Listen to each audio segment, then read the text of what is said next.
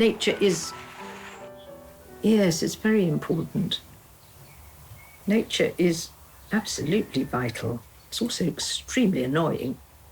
I mean, I quite like the joke that nature is my enemy. There are an awful lot of plants that I wish would get out of my life, and I'm sure I love pigeons, but, you know, they do shit all over everything, and the crows eat the chickens' eggs, and what am I thinking about? No, I think nature's wonderful, and sometimes at night you see the most wonderful moths. They come up against the windows. But now I think I'd rather be here. I'd rather be here with everything growing and being and buzzing and, yeah. Even if the fox does live next door.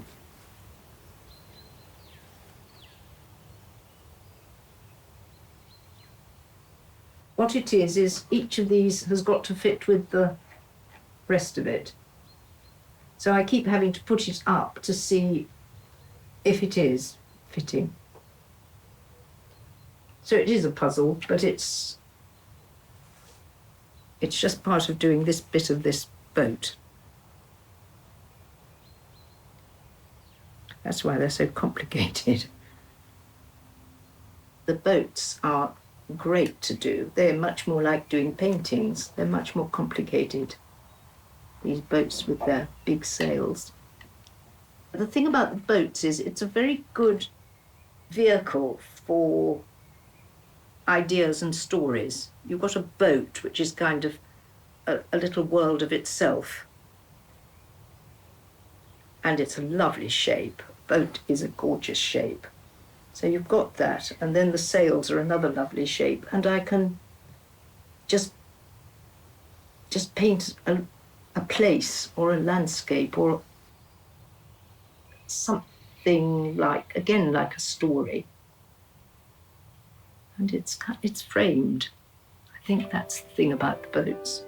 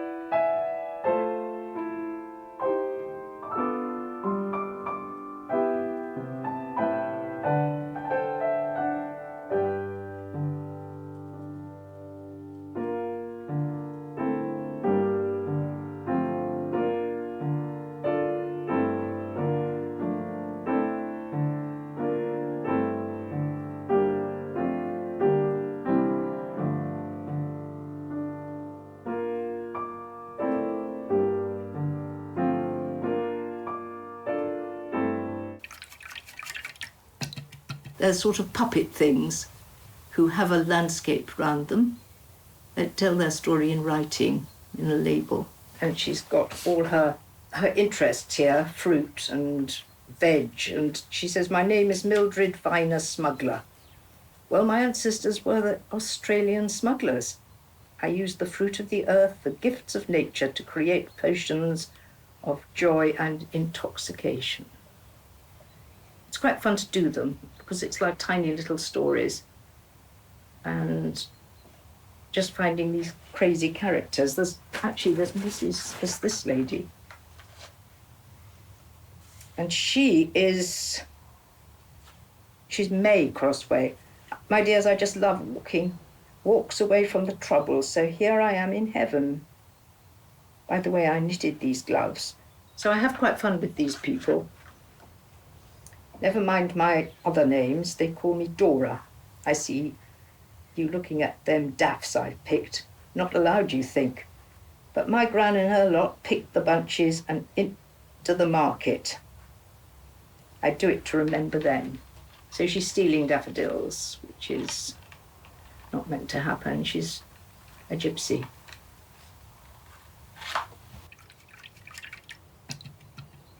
And actually, it's quite interesting. When I'm working, I can be working on an idea which sort of gives birth to other ideas and other similar things. And that's great, because then the imagination grows, partly from what I've seen, but partly from what I'm doing. Another interesting thing is I think my brain is in my hands, so that until I'm actually doing things, I'm not there.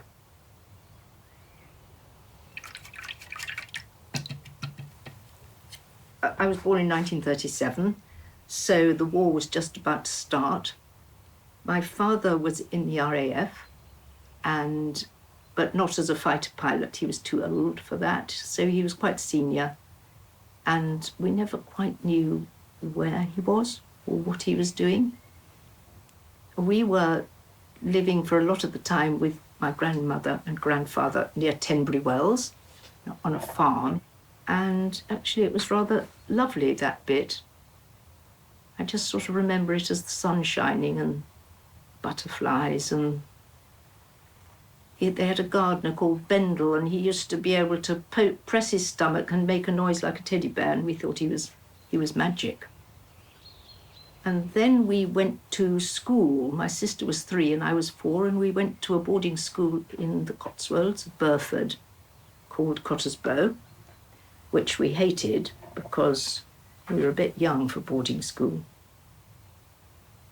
Oh, boarding school just depends on who you are, I think. I sent my son to a boarding school because his father had died, and I just felt he needed to have men round him to broaden him out. And he's glad it happened. It was difficult at the time for a while. But I think it was a good thing. It just kept him away from just being a mummy's boy here. I was terribly bad at school because I couldn't really read properly. I couldn't spell, I couldn't do sums, I couldn't do games. But I enjoyed my friends. It was all quite fun. And then we moved to another school because my mother thought that perhaps it would be good if I did a bit more work. And that was a Catholic school, which was actually very interesting, a Catholic school, because we had no idea about Catholicism. That was another sort of education. I think my childhood was pretty good. My father found another lady and left us, but then he'd never been there anyway because of the war. So I think we were less upset than my mother. I saw very little of him, but until I was grown up and I got to know him well.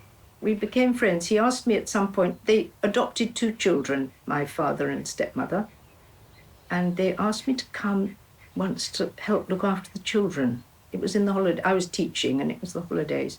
And we became such good friends over that. I became great friends with the children, and great friends indeed with my stepmother and with my father.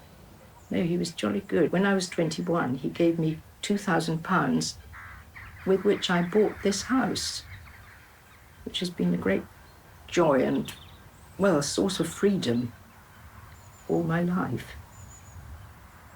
I went to Roehampton to learn how to teach. I was longing to do art, but art was off the programme because, as my mother said, you've got to learn to earn a living. So it had to be either nursing, secretarial, or teaching, and I couldn't spell, so I couldn't possibly be a secretary. So teaching was quite a good choice, believe it or not. Roehampton was interesting.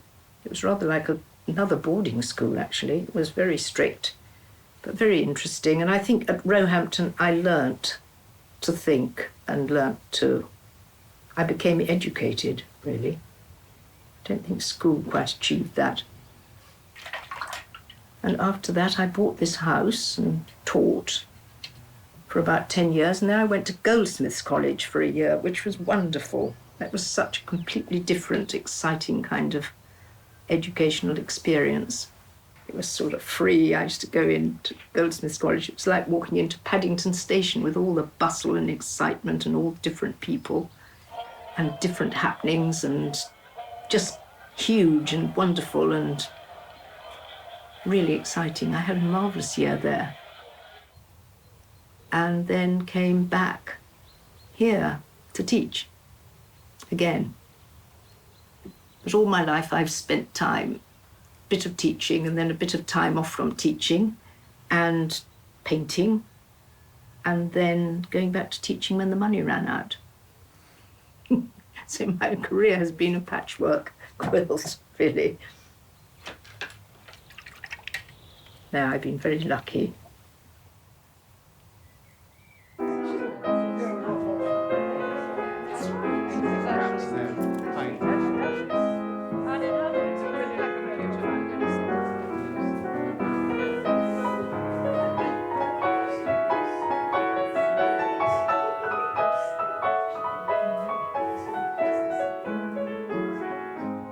Selling is not one of my strong points.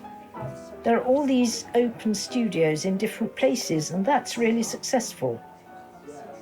Walking around people's studios is fun, so it's a popular thing for people to do, and I've got various friends who will open their houses, so that's a good thing. Otherwise, people come here, just people who hear about me and come and find a present for somebody.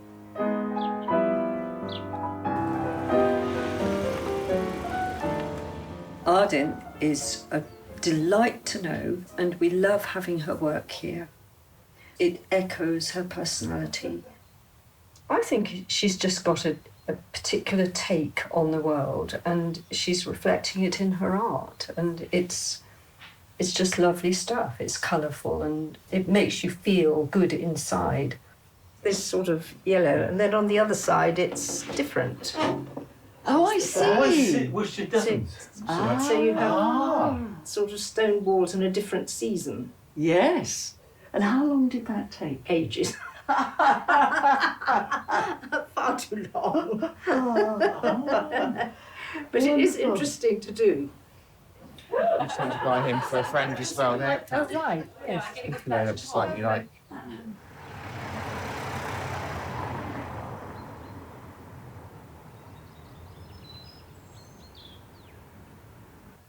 What are you going to do? Buy a blackbird and leave it here for a year? Yeah, probably. Everybody's absolute favourite are the birds. Somehow They are, aren't they? Papier mache is light, and they fly, and there's something unique about them. I haven't seen anybody do birds like that anywhere else before, and I don't know why. And each one is a proper species. They're not just make-up birds, or perhaps they are. No, they're not. They are based on real birds. Mm-hmm.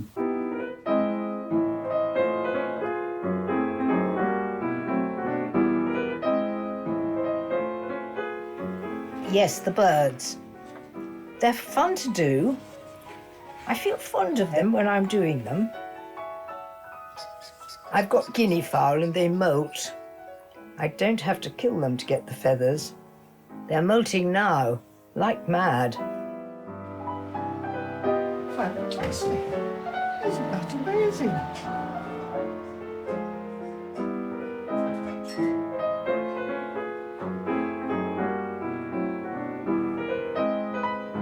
You see his face? Look at his expression. Very good.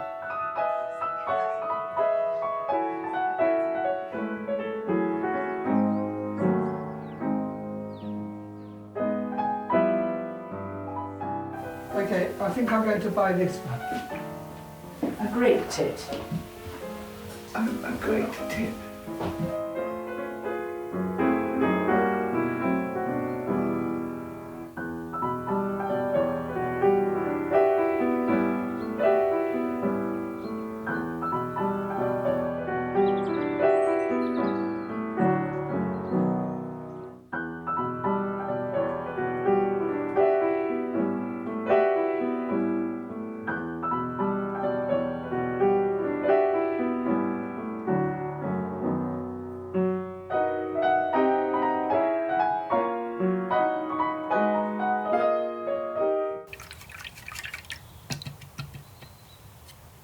My last bit of teaching was at a prep school, and we used to do pottery, of course, painting, and sometimes papier mache. And I just thought doing papier mache with the children, it would be really interesting to take it to a higher level. And so it was really when I was 60, when I threw up the teaching, which was rather wonderful. But this seemed to be a really good thing to do. I'm using up rubbish, and it's just got lots going for it. Means you can do painting and sort of 3D sculptural work both at the same time. And it's grown well. It's been good. So something like that, for example. Yes. How would you start something like that? Would So it be something wire? like that, it would be wire. Right. Yes, so I'd make a sort of just a figure in wire. Yeah. Just thin bits of wire, and then bind it round and round with strips of newspaper Right. and polycell, which is great because once it's wet and sort of you can bend it about Yeah. and model it. Oh, it's fantastic. And then it has a coat of polyfiller, very thin polyfiller, which just stops it being obviously paper, strips of paper. Yes. Yeah. And then when it's dry, a coat of primer, Yeah. and then acrylic paint. Oh, it's lovely. So there you are, Yeah. for when you want to do it. And with 3 stars.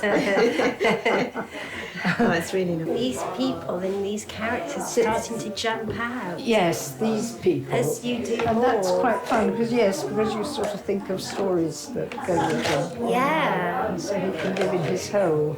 And yes, they look like toys, but they really aren't. No, that's right. You wouldn't No. want to No, set them But as it children. is, sort of hopeless. it is sort of quite playful, isn't it, what you're doing? It's quite fun to, yes, well, it's fun too. It sort of makes me laugh thinking of these stories and these people.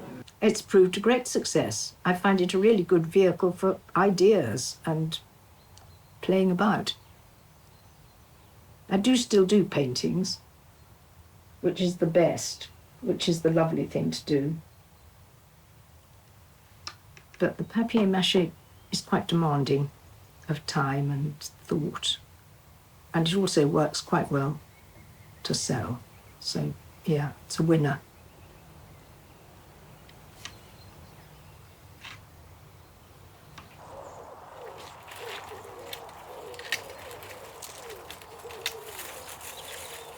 There was a husband, yes. My husband, Eric, he was working class, which he found a reason to be both bitter and proud, which made him quite difficult. He taught me an awful lot. He taught me how to roll up my sleeves and get on and do some work around the place. We were together only 10 years, and it was okay some of the time. He fished, actually. That was a lovely thing about him, that he fished. I used to go with him and we used to catch eels. And that was really, catching eels is the best because you actually catch something. And then we used to go elver catching, and that was wonderful. So we had elver nets, and it was the time when you were allowed to go elver catching. And we went down to the edge of the Severn and lined up with the other people with their elver nets. And it was the time of the Severn boar, because that's the time that they swim, the elvers.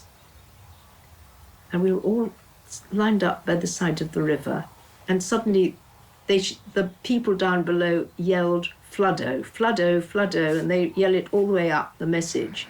And they'd had fires, each of these people, little fires where they were fishing so that they could boil a kettle or something. And as the boar came up, the fires went out one by one, and we all ran up, and then of course the river was right up the side. That was very exciting. Yes, talk about fecundity and wonders.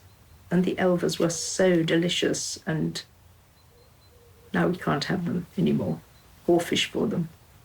And they go to Japan, and it's all very sad, and the eels are struggling because of all that. The Severn as a river is so much less attractive than the Thames or the Cherwell. Those sort of friendly rivers where the banks are quite near the water.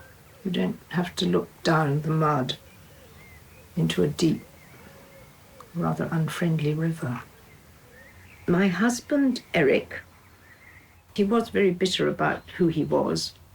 He was very socialist. I'm sure he'd be into Brexit now. And he worked in Tewkesbury. It was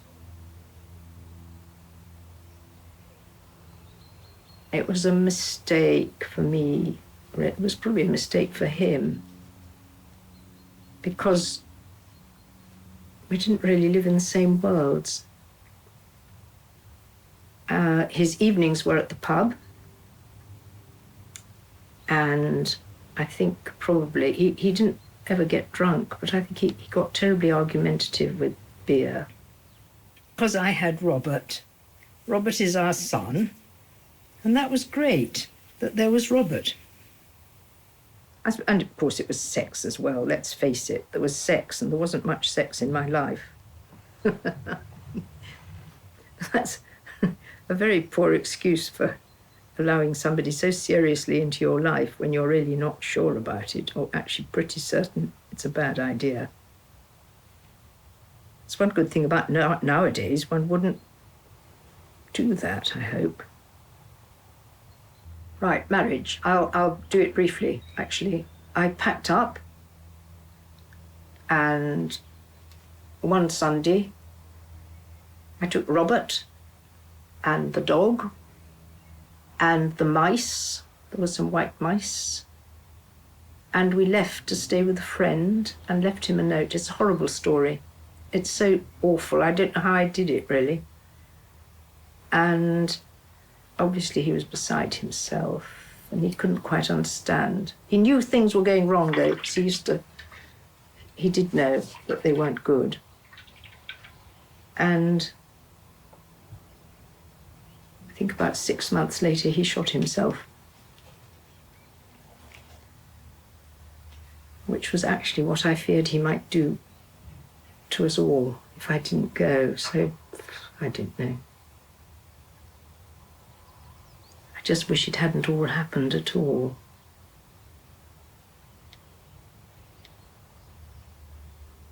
The awful thing was I didn't really love him properly. I shouldn't, I should never have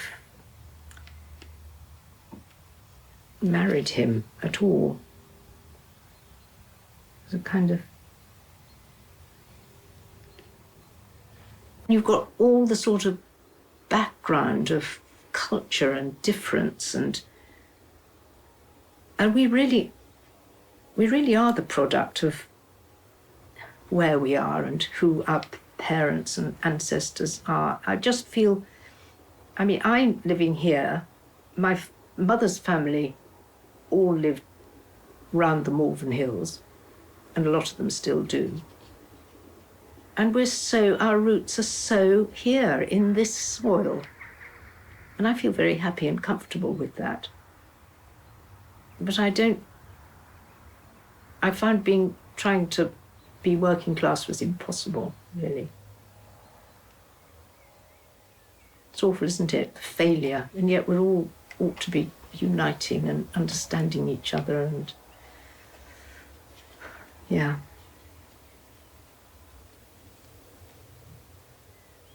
So it happened. Still, I'm very pleased to have Robert. That's good. He lives near here. He's certainly one for his roots, just like I was describing. He lives near Upton-on-Severn. He has a wife who comes from Newcastle, and they got married last August. And he works at something with electronics in Tewkesbury. I don't understand electronics, I'm not sure. He did a bit of being a mechanic, but then he decided he needs to re-educate himself, and do something different. He seems happy with that.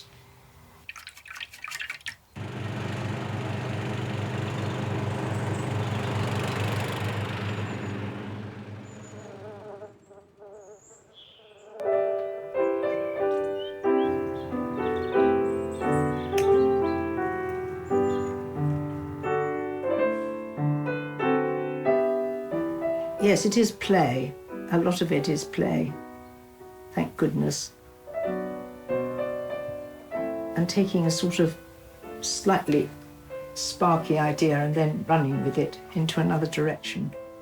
I just love that. You see something when you're out and about, and you see something and you think, yes, turn it over a bit. And it's just mind-blowingly funny. Thank goodness it needs to be.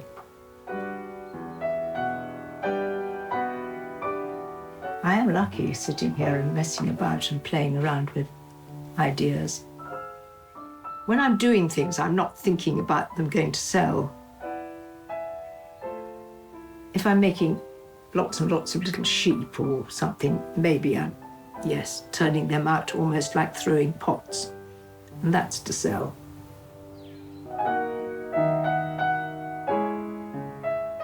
Well, I do love him very much, so I think if anyone wanted to buy him, it would be £185. And I'd be very sad to lose you, Blue Knight. He was made quite a long time ago. I didn't want to get rid of him. I was rather keen on this knight. He makes me smile. He makes me happy to look at someone so joyful and flinging his arms out. So, yes, he's a joyful creature.